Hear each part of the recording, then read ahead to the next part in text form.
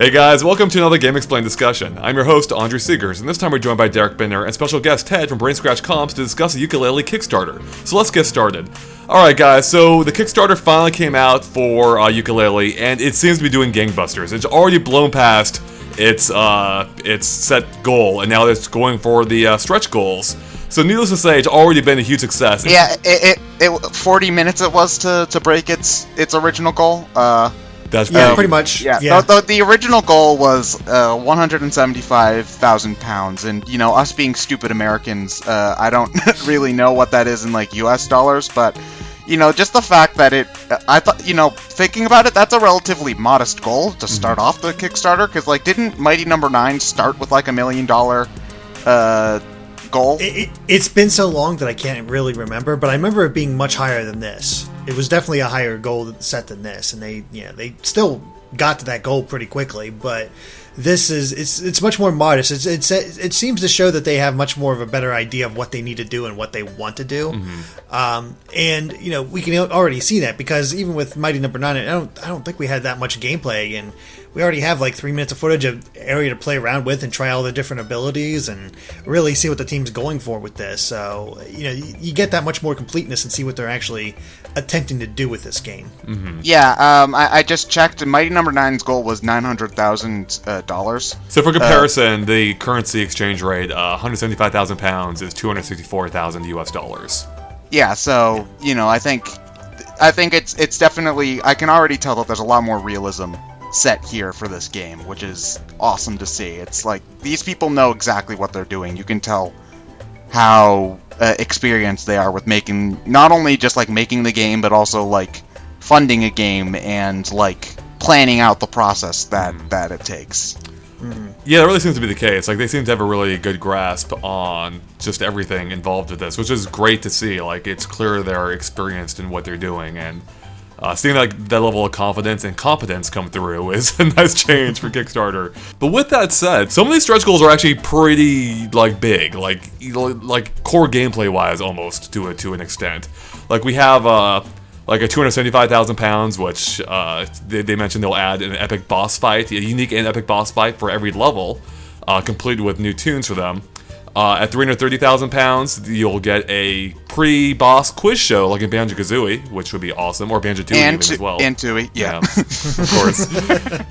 At 395, you get transformations like Banjo-Kazooie or Banjo-Tooie again, which is kind of a huge deal. Like that, that literally changes how the game plays, assuming they're going along with a similar thing. Yeah.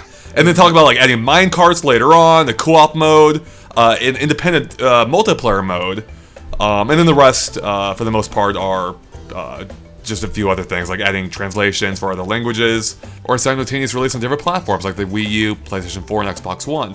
I just wonder how that might affect the development time, because they are estimating a release date for October 2016, but some of those are pretty sizable and could affect development, on the core gameplay standpoint even. Well, I'm thinking the multiplayer mode might not actually be that much of a time sink, because if I'm imagining if it's anything like the Banjo-Tooie multiplayer mode, it might just be like various mini-games scattered throughout the area done competitively, which I can't imagine would take too much time. Yeah, like they have the soccer game in Banjo-Tooie, right, which is also a multiplayer game. Yeah, there's the soccer game, there were a few other mini-games. I know that like all the first-person shooter segments were basically slapped together into a GoldenEye mode, which was pretty cool.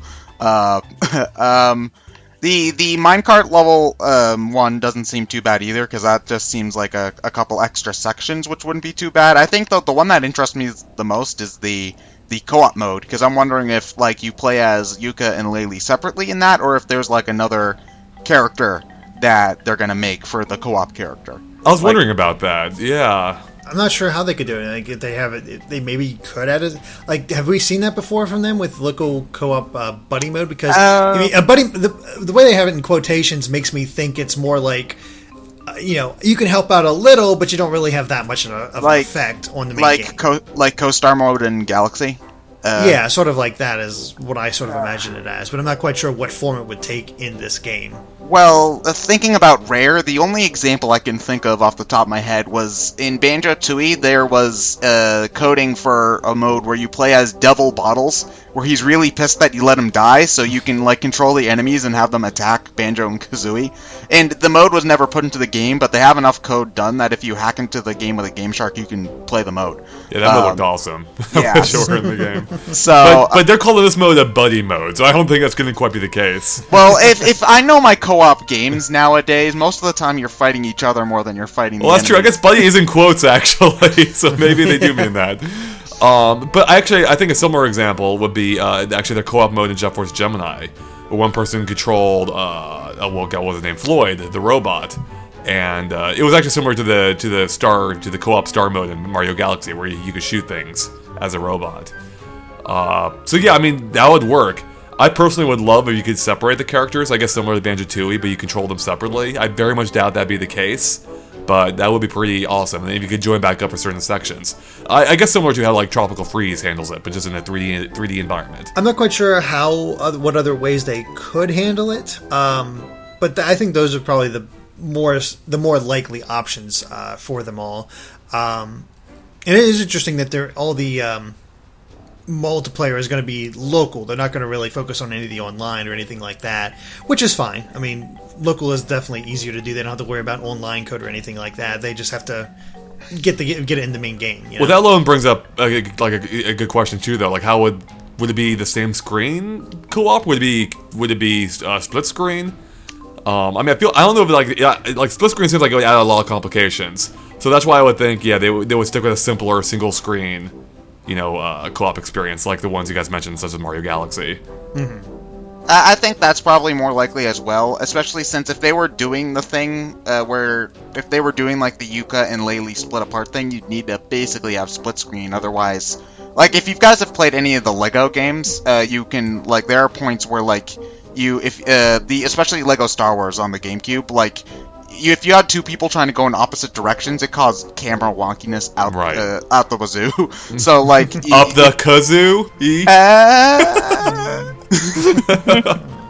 So yeah, like it would you'd probably need a split screen if you wanted to have the main character split apart. Is more what I'm just saying. So I know that one of these milestones here, you're personally super psyched for beyond that, Ted, and that is the minecarts. It depends on how it's handled, because like I know I'm like the only person in the history of everyone who dislikes Donkey Kong Country minecarts. I don't like them. It's Simon Says, but in a minecart. So yeah. Yeah, I always did like those sections, especially the roller coaster in Donkey Kong Country 2. Even the ones in Donkey Kong 64, I actually didn't mind, as I recall, and that was in the game I otherwise strongly disliked. So so I actually personally do like that idea, especially with it switching between 2D and 3D. That sounds like a pretty neat thing. That might be cool as long as you've got more reaction time than in Donkey Kong Country. I'll be fine, and as long as they never go on a rocket barrel, I'll also be very, very happy. I never minded the rocket barrel sections. I know you hate those as well, but I mean, yeah, they got a little frustrating, but I know they were fine. Well, you don't suck as much as I do, so. Well, that is true. No, I liked how they sort of evolved that in Tropical Freeze, how they had like toboggans that you would go on for the minecarts, and they even said they would get out of the mines for these sort of cart levels. So I'm very curious, like how they will evolve this to better work in a 2D/3D environment. Mm-hmm. It could be leads for some very dynamic things, and it seems like they very purposely chose these characters just so they'd be, able to do as much as possible. Like they went into a few more of the things, like in one of the introduction things, they've said how they're, we've seen them roll up into a ball before, but apparently now they're going to use that ball form for pinball challenges, which is something I don't think we've ever seen from Rare as far as a gameplay idea. That's definitely more along the lines of Sonic. So I'm curious, like, it seems like they're just taking all these ideas and things that worked from other games and their own games and putting it all into here to see how it just blends together. Well, along that idea, I loved that, when some of the new gameplay they released, you can hear some of the sound effects now, and one of them is of that, them rolling around as a ball, and it sounds so similar to the Talon Trot from Banjo-Kazooie, yet toned down enough where it's not nearly as annoying. Oh, so. Well, you know what? I'm just gonna lie. I played Banjo-Tooie so much, it was really weird. It's really weird walking around without the sound effects because like I'm so used to the or however. It's actually the reason why I couldn't play as the optional dragon mode in Tooie, because the noises Kazooie makes are different, and I can't handle it. Wow. Change is bad. But yeah, I'm wondering how fast-paced the game is going to be in that case, because you know, a lot of most rare games are very kind of slow-paced. Well, at least the collectathons are. Like you're not really in danger most of the time. It's more about the exploration than anything. And I'm wondering how much the case that's going to be, because they have that one scene in the, I can't remember if it's the gameplay you showed me or in the intro video for the Kickstarter itself, where there's like a good like 10 or so of those little blue minion dudes running around. So I think that there's going to be a little bit more challenge to this one in general. If I just had to take a shot in the dark, at the very least. Potentially, but Yooka also seems a bit more equipped for combat than Banjo ever was, because he has that little tail spin going on. Oh, that looks like so much fun. Yeah, it's another, like, it makes me think of Crash Bandicoot. The way, I don't know, you have a spin attack, always makes me think of Crash, but it still really works, and it makes him a much more of a viable option for actually attacking enemies, because I don't know about you guys, but I just rolled into everything because it was just so hard to get close and do that little punch attack that Banjo had. That was pretty much useless. Banjo's punch attack sucks. It's actually one of the reasons why I like Tooie more than Kazooie, is because in Tooie, when you do the roll attack, you can keep on running right out of it, and in Kazooie, he just kind of rolls and goes, "Gah!" and stops, and then you have to start running again. It was all about, for me, whatever that Kazooie pecking move was. Oh, yeah. When you jump? Peck. Yeah. Oh, that is awesome. Yeah, right. So speaking of Banjo-Kazooie, they also released some of the music for the game. One from Grant Kirkhope and the other from David Wise. And the former, Jungle World from Grant Kirkhope, sounds like it's ripped right from Banjo-Kazooie. Like, it's so evocative of that game, which is great, in a sense, because I love the music in that game, and, like, it sounds just like that same type. And then we have Jungle Challenge, which to me sounds like it was ripped from Tropical Freeze, which is also awesome, but that soundtrack was amazing. So... Well, hey, I love both tracks, but, you know, it's kind of odd, despite me being more of the Banjo-Kazooie to the Donkey Kong Country kind of rare fan. I am absolutely adoring David Wise's song, actually more than Kirkhope's. No, I have to agree. Like, one sounds more ambient, I suppose, whereas Jungle Challenge sounds more like an actual song or tune. Yeah, that you know, I think World will fit perfect. Jungle World, right. Whatever the song ends up being named, that'll fit perfectly for its purpose in the game. But you know, just in terms of me being able to hum along and like bob my head and all that, Jungle Challenge is my jam right now. I mean, David Wise is also a god, so. Tell us how you really feel, Andre. No, I mean, I love Grant Kirkhope stuff as well. Like I said before, Banjo-Kazooie, and you know, I love all the music in those games. So. No, I completely agree with you. I listened to both, and I was getting into Jungle World because I heard that snippet yesterday. I'm like, I need to hear more because right now it's just not hooking me. But when I did hear the complete song, I was like, okay, yeah, now I'm getting it. Now I'm getting that vibe. Even yesterday though, like based on those 6 seconds, I'm like, this is Banjo-Kazooie. Like, yeah. Never a question for me. I really hope it goes a little outside the box though, and not stick so close to Banjo-Kazooie music, because that's one thing. I don't want this to be just. Yes, it's a spiritual successor, but I want to see it, be its own game, be unique, be different, and really step out of that boundary. Did you not see the logo? I know. Here's the thing. It's part of the problem with Nuts and Bolts wasn't the fact that it was. I'm gonna stop you right there. Okay. Let me finish. The problem with Nuts and Bolts wasn't that it was trying new things. It was that you didn't need to try new things because it had been 8 years since the last game came out. Like, I'm sure I haven't actually played Nuts and Bolts, so I'm not going to say anything about the game's quality as what it is, but it is not what fans wanted. And I can understand that line of thought, but my point being is that these are technically new characters, and yes, you want to pay homage to Banjo-Kazooie, but I still want to see all these guys sort of evolve, and you see that in bits and pieces here and there, but I want to see it like that one thing that really makes it stand out from Banjo-Kazooie, and I haven't quite seen that yet. You want it to have its own identity? Exactly. Okay, I can understand that too, and I'm hoping that, once they flesh out the game, it'll definitely have that kind of feeling, but yeah, but, if I want it to stay like a 3D platformer, I don't want cars. That game gets so much crap, and it is an amazing game. That hurts me deep. Good. You should be hurt. Wow. So what do you guys think about the rewards? There's quite a few of them, quite a few different tiers of rewards here. For the different pledges. Yeah. Well, personally, I went with the get the console version so I can play it on my Wii U, but most everything else, all the cool stuff is kind of expensive actually, and I know part of that is due to the pounds to US exchange rate, but like the first physical reward is the one with the t-shirt, and that's $87, which is a bit much, unfortunately. So money's a little bit tight right now, so I don't know how much I'm going to be able to give more than what I already have, but yeah, that's just what I'm thinking, mostly.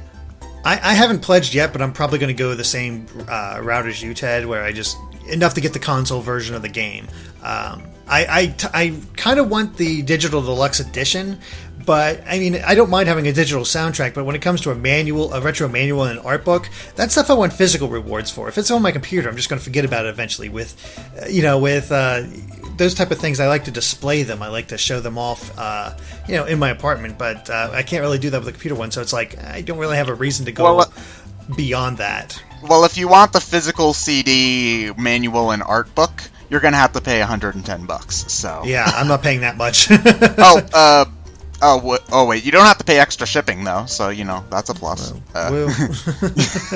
I do think it's a cute idea to have them have a N64 version. I mean, I'm not sure what you'd actually do with it. Well, isn't it just an N64 shaped USB cartridge? Yeah, that's what it sounds like. So you just plug in your computer.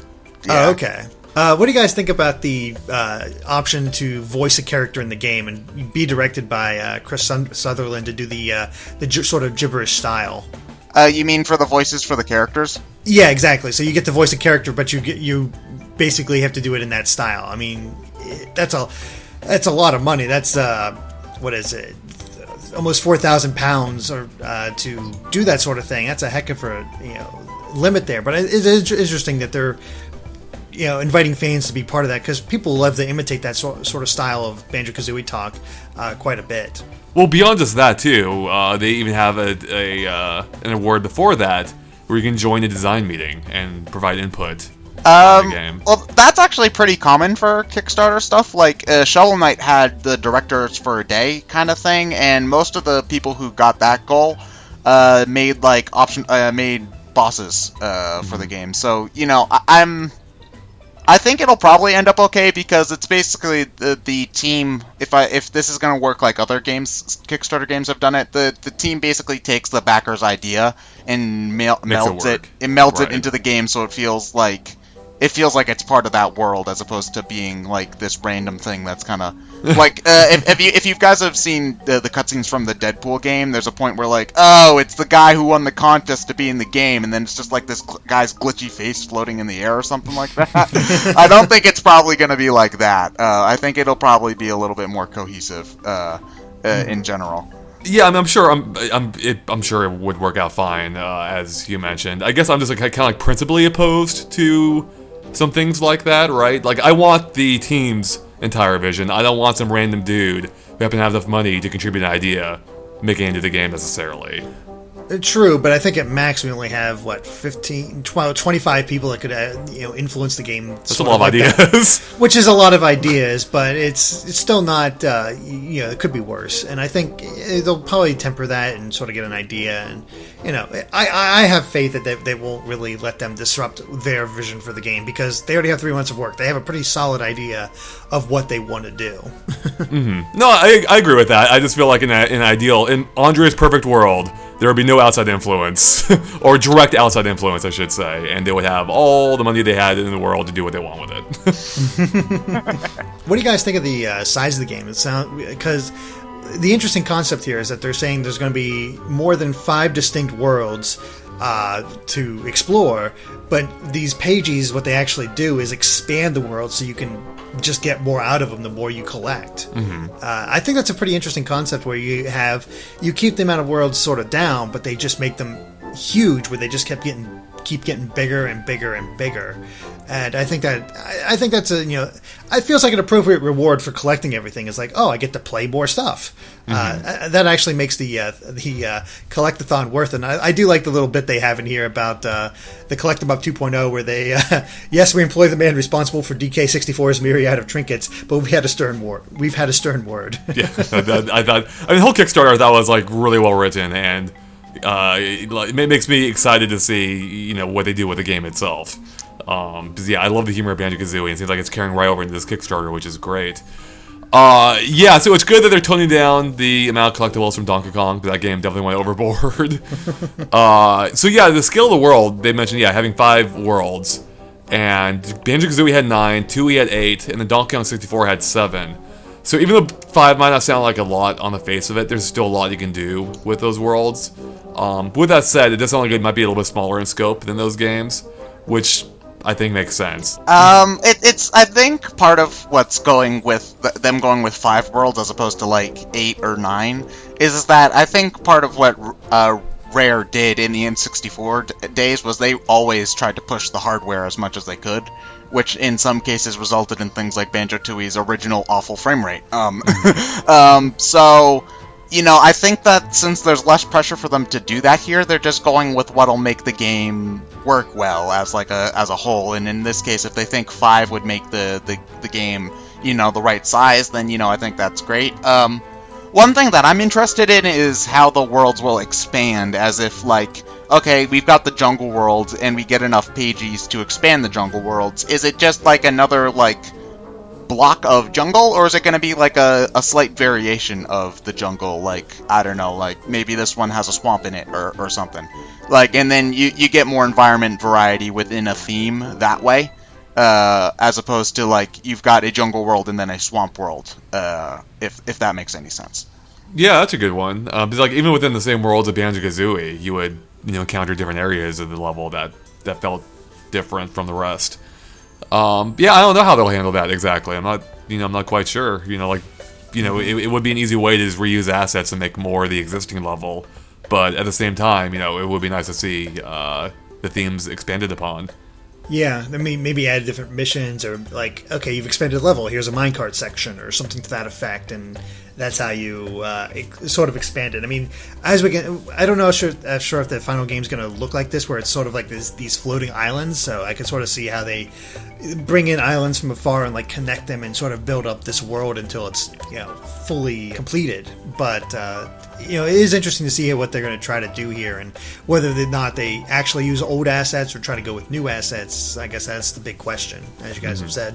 I would imagine that it's a mix. If obviously they're going to reuse some of the same stuff, the same type of trees, but I'm going to imagine that each area is they're going to try to make it feel distinct, whether by adding its own little stuff, flourishes to it or whatever. If there's a new enemy type that only appears in this part of a world or something like that.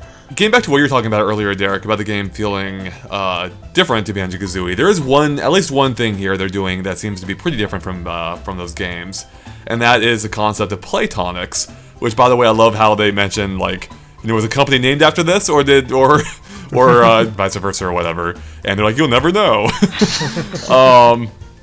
And that's where, Playtonics will apparently allow you to modify the gameplay, such as allowing you to run faster, hit harder, or fly further.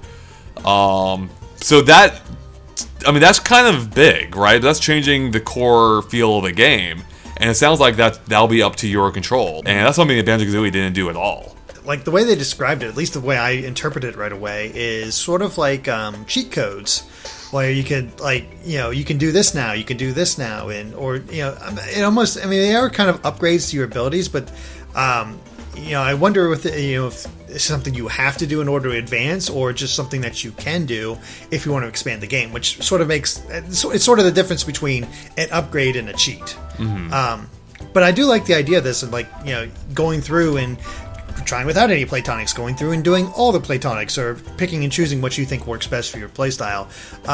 It'd be interesting to see how they actually integrate that in. Oh, well, I kind of skimmed over the platonic part when I was first reading the Kickstarter. So I was like, what? So I had to kind of I kind of had to hunt for it. But yeah, I'm just sort of wondering if these are supposed to be like a hidden thing, or if like they expect you to pick them up. I guess is more. If I'm just kind of I'm not sure what to think about it. I'm wondering if it's more supposed to be like a permanent upgrade, like the ones you would get in Banjo-Kazooie, or if it's more like a super guide kind of thing. Like I think I'd need more info to really say what I think about them in general. I suppose it's a little bit vague at the moment, so I'm not really sure. I don't know how I'll feel until I know more precisely what their role in the game is supposed to be. You know what I'm excited for? The arcade machines they mentioned being hidden in each world. Because if you have played Nuts and Bolts, Ted, you would know that there's an amazing arcade game in there called Klungo's Adventure. Oh, well, I know that because, if there's one thing, I'm not going to say anything about Nuts and Bolts' gameplay. But I did look up the soundtrack, and the Klungo's Adventures song is like an 8-bit remix of Klungo's boss theme, which is awesome. And yeah, so the music, by the way, in that game was fantastic. Oh no, I love the soundtrack in that game. It's great. It's just I don't have too much interest in playing it. As a Banjo-Kazooie fan, you have to try it at the least, and then be disappointed like everybody else except Entree. I think that game came out that game came out 7 years ago. It's almost as long. Actually, it came out almost as long. There's almost as big of a gap between now and Nuts and Bolts as there was between Nuts and Bolts and Banjo-Tooie when you think about it, which is weird. But I think if I were to go back and play Nuts and Bolts now, I'd probably be more positive than a lot of people when the game first came out, because in hindsight, I can say, okay, this isn't going to be like Banjo-Kazooie. I just got to like it for what it is, as opposed to what I want it to be. Mm-hmm. So, maybe someday.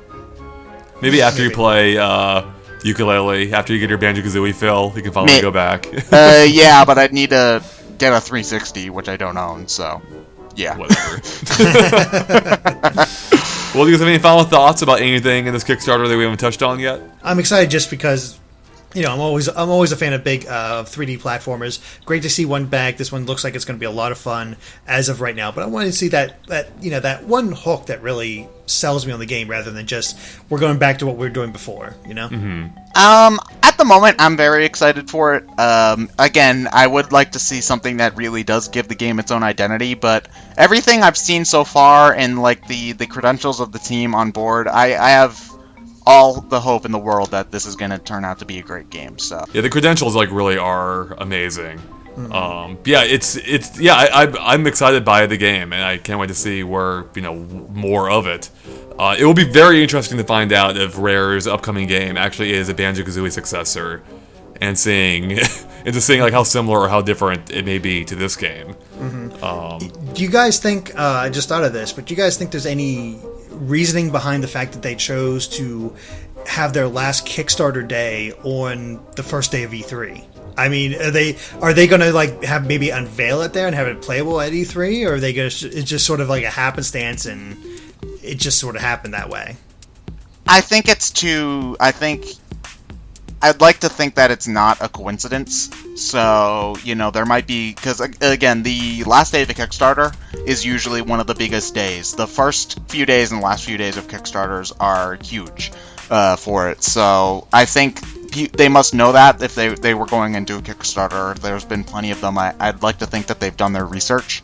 So having your last day have to compete with E3 news isn't the best idea, unless if they've got something prepared for that day. So I'd like to think that something interesting is going to pop up E3 about this game. Yeah, I would think. I mean, I guess that would be the idea, right? I'd hope they'd have some big news to announce after the Kickstarter during E3. And you're right, there is a possibility that the E3 news could overshadow the end of the Kickstarter, which again, as you mentioned, is historically one of the biggest days for Kickstarters. Although at this point, it may not even matter with how well this Kickstarter is doing.